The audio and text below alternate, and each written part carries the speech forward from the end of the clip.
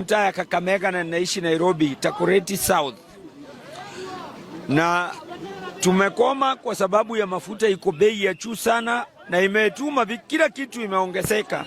Hakuna venye tunaweza survive. Tunashindwa kumind maisha. Kucheza mpira. Sasa hatujui tukue waizi ama tufanye nini ndio tuweze kukula. Tunaomba huyu Kasongo aende nyumbani mapema sana. One time. Mimi nasema hivi, siku ya leo tumeandamana sababu ya mafuta. Last time walisikia tutaandamana wakashukisha shilingi 10. Laundi hii hatuanguki na hatushuki, tunasonga na wao mpaka mwisho.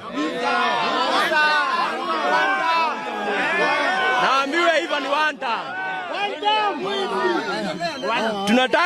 Tunatakanga tunaongea na fact.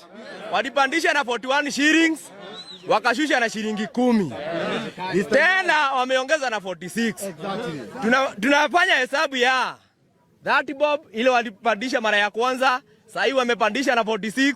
Hiyo ni 76 shillings kwa lita moja.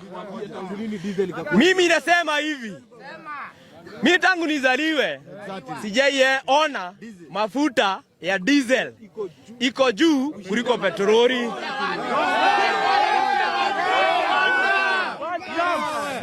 Mimi naomba hivi, ambao wanasimamia mafuta kama watashusha na 76 shillings, hatutoki kwa barabara hadi mwisho.